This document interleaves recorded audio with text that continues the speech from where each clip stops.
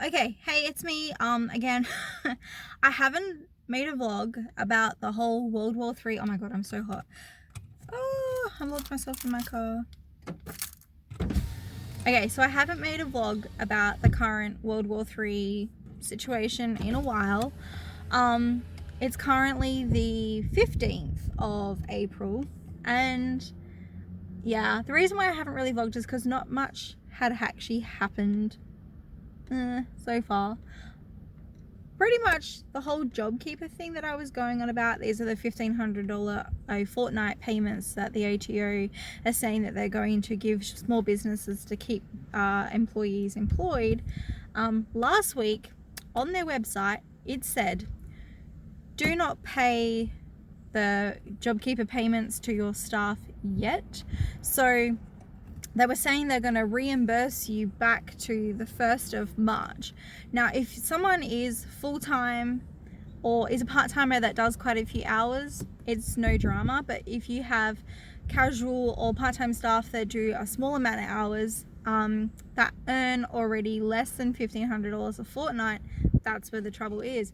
So they were saying to people, don't pay them that much money yet because they may not be eligible. I thought someone was staring at me. Yeah, they may not be eligible for it.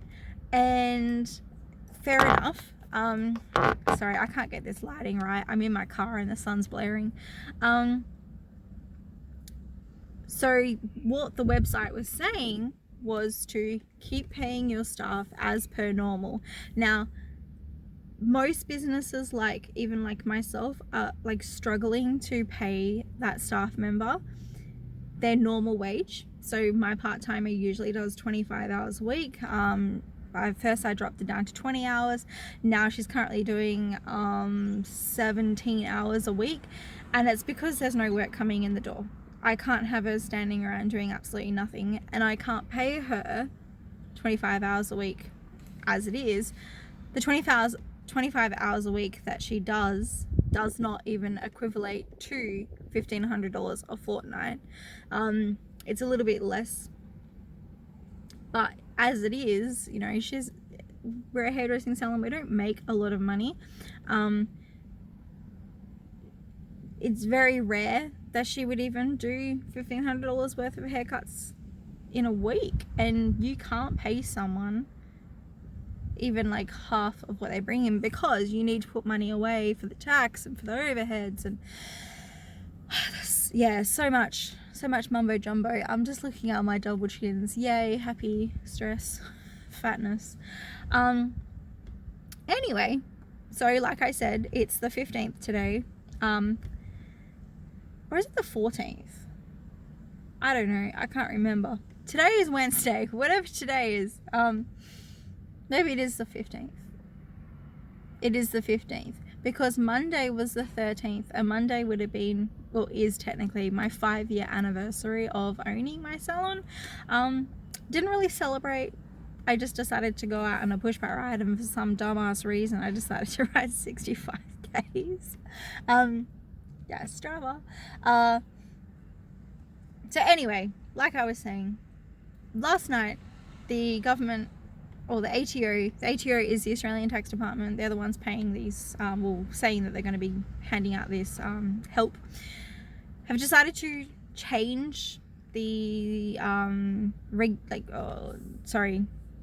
rules around who's able to get this money. You have to be paying that money first from the 1st of March, and it's like, well, hang on. Businesses that can't even afford to pay that money to start with, from then, how the hell are they supposed to do it now, especially now when the world's gone to shit? Businesses that have been forced to close, or businesses that have had certain services taken away from them. So like, say for example, a restaurant is no longer able to offer dine-in, but they're able to offer takeaway. But if you're a restaurant who doesn't usually offer takeaway, or never offered takeaway before, your customers don't know, or they might not feel obliged to go there.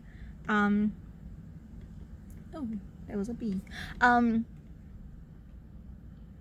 like I mentioned on one of my other videos, the restaurant around the corner is struggling. He was mentioning that he was struggling to make $100 in a day because generally they have always done takeaway, but most of their business was always through dine-in.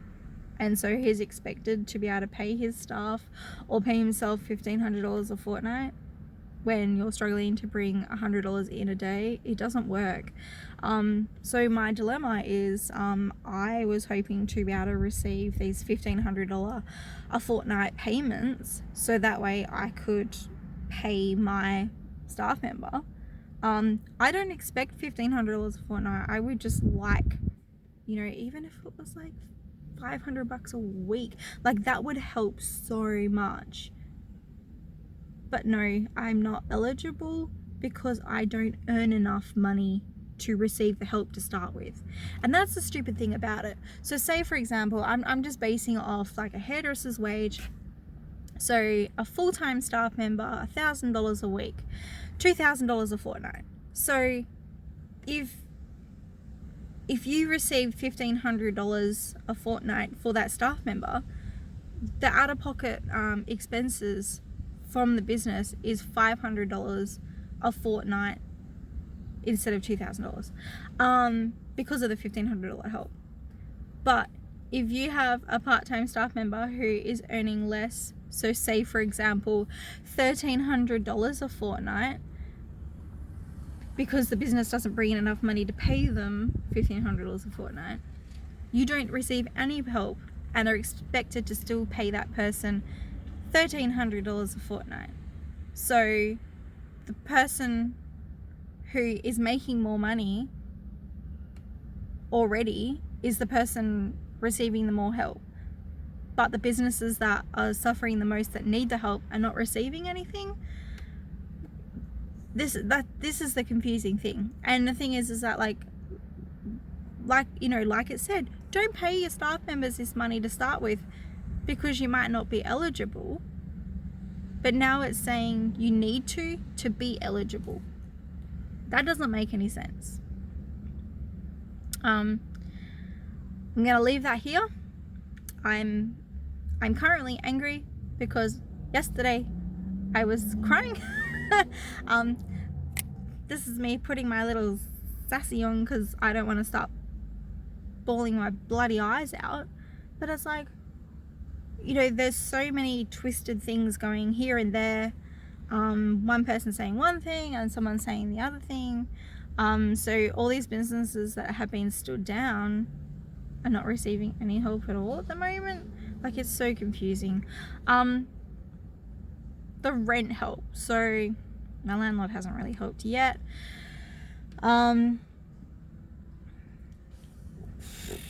So what happened,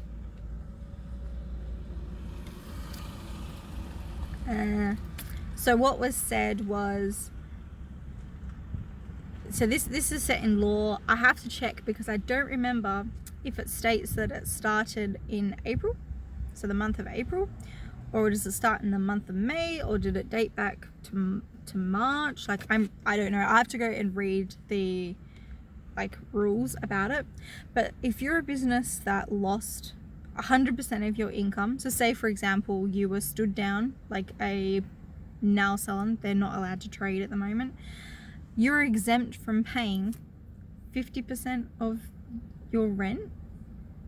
I think it's kind of confusing. So because you've lost 100% of your income, you can have 50% of your rent waived, so you don't have to pay half of it, but the other half you do have to pay. You don't have to pay it now, your landlord can't kick you out, but you have to pay it in the end. I think they're giving you 2 years to do so. That sounds nice, but how long are these businesses going to be closed for? Some people don't know. Some people's rents expire within less than 2 years. Like me, my rent runs out in September. You know, if your rent for the month is like $5,000, what, you're still expected to pay $2,500, but you have zero income coming in. Like, yeah, it makes no sense. And then there was a big spiel yesterday by the Australian Hairdressing Council. So they're a union who claim that they speak for the whole industry. They don't. A lot of people don't agree with a lot of stuff that they say.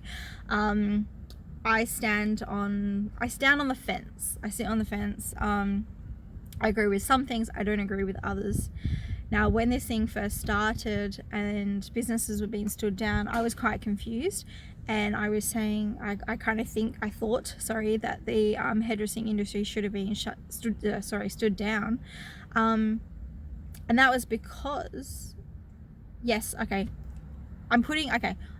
I fear about safety. I care for my health. The lady that I have working for me part-time still feels comfortable coming into work. She's not forced to come in. And yes, that does worry me, but unfortunately these overheads still need to be paid. I thought that if we were stood down, a lot of these overheads, like these liabilities that we have, would be exempt. No, apparently not. All those things didn't go ahead, and all that had gone out the window, and it's like, thanks. So all these businesses that are still stood down still have to pay all their liabilities, even though they have zero income coming in the door. Like, it doesn't make sense. People are trying to keep their heads above water. They don't want to go bankrupt because that doesn't look good. And going bankrupt for something that wasn't even their fault, it was the fault of the government for shutting businesses down to start with, on one side of things.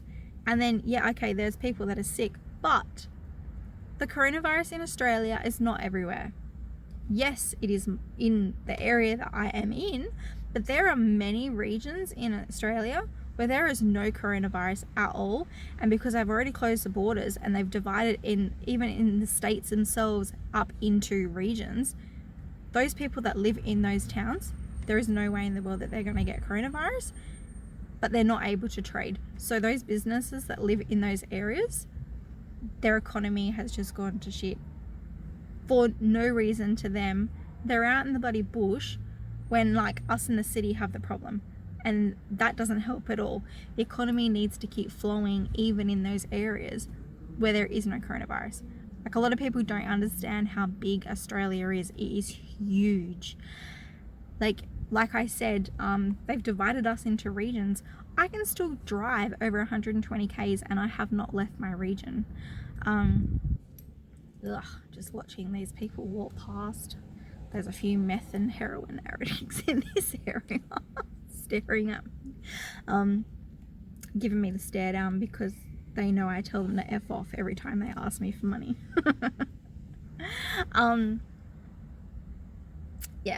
Anyway, so what the Australian Hairdressing Council was saying is, they put an open letter to the government asking for salons to be closed when a lot of people don't agree. Some people find that they're okay to trade. They're, like myself, doing the whole, making sure they're abiding by the social distancing rules as much as you can in the hairdressing world. I mean, obviously we can't keep 1.5 meters away from a client while we give them a haircut, but we do the best that we can. The hairdressing industry has always been a very clean industry. It's the industry that's known for washing their hands 20 times a day.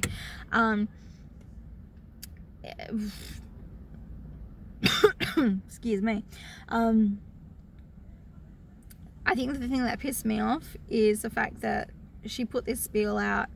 I'm referring to the lady that runs the union. She's put this spiel out, talking to the government, saying that she wants businesses to be closed. But on the comment section where she's posted this open letter, she's been removing comments from people that have different, they don't agree with what she's saying.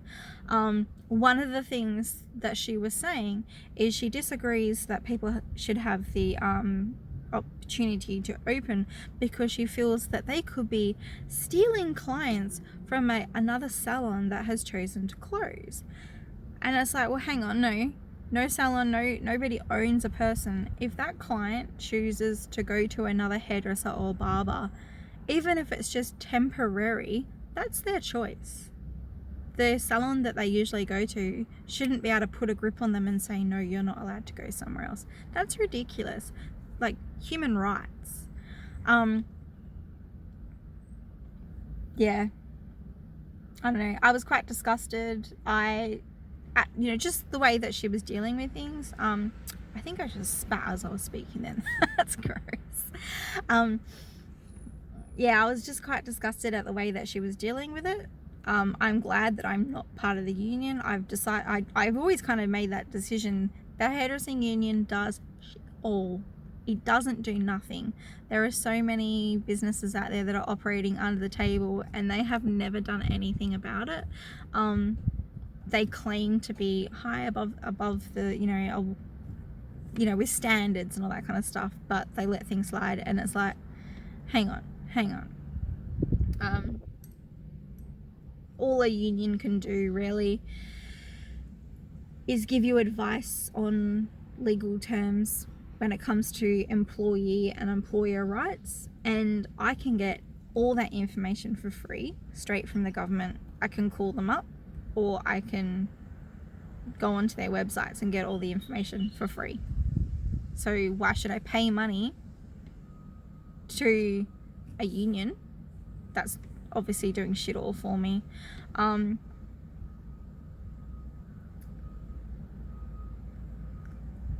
I feel like they're using bullying tactics, bullying salons for opening at this time, even though in Australia, in Western Australia specifically, like, we're not at the same level of lockdown as what other places are. It's like, I can still go to the beach, I can still go ride my bike, I can still go to the shops, like, I can go get my hair done if I really wanted to. We are still able to walk outside. Yes, you need to keep social distancing, use common sense. Unfortunately, I know that in other states, I'm referring to places like New South Wales, Victoria, I know their rules over there are a little bit different, and it's because they have had a higher spread of the coronavirus to other areas, but we're cut off from them. They're not coming here, we're not going there, so we're pretty safe from that. It's like, I was able to go for quite a long bike ride, and I had no issues. Yes, there were people around, but people are far apart. It's fine. There are people that are bullying people, saying, oh, well, they shouldn't be leaving the house. You can leave the house. You need to go outside, you need to go to shopping, you need to go get exercise. You can't be cooped up inside all day watching Netflix. It's not good for you, and there's no need to do so if you don't have to. I mean, imagine being so scared that something might come out and attack you. It's like being scared of the boogeyman when it's not even there. Yes, there is a potential that someone could get sick if they come in contact with it, but the likelihood is it's quite small at this time. I'm talking about now. It might change. If things might spread, and if it does, then yes, then we need to take more precautions. But at this time, I don't feel the need for people to go around and bullying people because, oh, Joe Blow was having a beer with his neighbor. Like, mate, we're allowed to have visitors. Do you not understand? Like, fuck. I mean, I heard that there was 2 people standing next to each other in a park having a conversation, and someone came up to them and told them to keep social distance. And it's like, hang on, they're a married couple that were just having sex that morning. Where's the social distance in that? If they're living together in the same household, don't tell me they can't stand next to each other outside. Like, I don't know. I think people are starting to get quite ridiculous. I think I'm just rambling because I'm stressed and I'm angry and I'm upset because I have not a million, I know I'm exaggerating, but it feels like $1 million of bills to pay with what it feels like $0 coming in the door, and potentially no help. Like, fuck. I'm just watching these 2 people walk around. Okay. One's holding a vacuum cleaner hose. I don't know. You see some strange things in Morley. I'm going to stop this rant because otherwise I'm going to be speaking for a million years. I will update you another time. I'll keep uploading some old videos that I've had like saved that I haven't like released. And we'll just see what happens. Stay safe is all I can say for now. This is me stressed out. Bye.